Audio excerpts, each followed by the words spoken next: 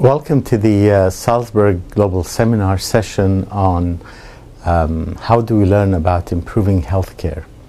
My name is Rashad Masood and I'm the chairman of the session. I'm really excited about this one. We've been in the area of improvement for now a few decades, and having inherited the science that came from industry and relied on the use of essentially time series charts to see if the changes that we're making actually work or not, and follow them in real time, and document the evidence of improvement using time series charts.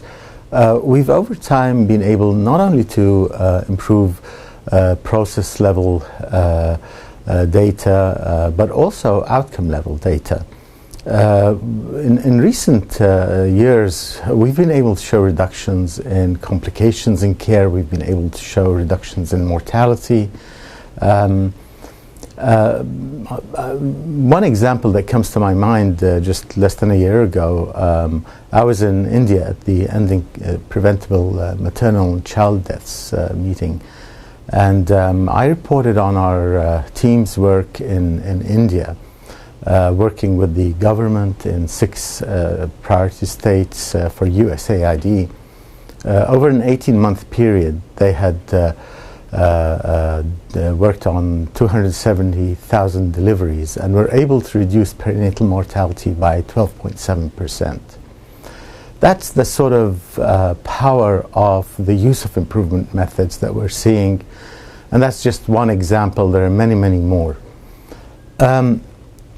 In view of such accomplishments, we're being asked a lot of questions, and some of the questions that we're getting are of the following nature. People look at these remarkable results and they say, how do you know that what you're getting is truly because of what you're doing? The changes that you're making are causing these results. Well, we do have our time series charts to sort of show that there's been a change, but we don't know that that change is necessarily due to what we've done, or that it's only because of what we've done and it's not because of something else that's going on.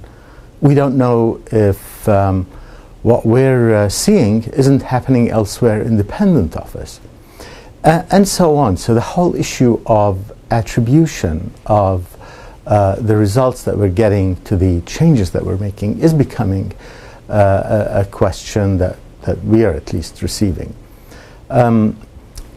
So with that, we started to sort of look at some comparison sites. We started to do some stepped wedge designs. We started to calculate some differences in difference to see whether what part of the result that we're getting is truly due to what we're doing or not.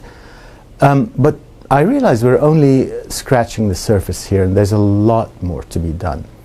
Having been in conversations over many months now with colleagues and friends, we've really come to the conclusion that we need to delve into this issue. We need to answer some of the questions, and we know the answer is not simple. We know that we're not going to find one simple magic bullet, but we started to realize that there may be some framework that has multiple options on it, depending on what we want to learn, for whom, for what purpose, under what circumstances, that would allow us to have more rigor in the results that we are seeing, that would allow us to be able to better attribute the results that we're getting to the changes that we're making. And also another issue that's consistently coming up is, of all the things that we're doing, what is truly generalizable versus what is contextual? With that, I invite you all to join us in this amazing seminar that I'm looking forward to very much. We have some of the world's best experts in improvement, in research, in complex adaptive systems, in managing knowledge for healthcare. with us at this meeting, and I'm looking forward to it very much, and I hope that you will join us, whether in person at Salzburg or virtually through the web. Thank you.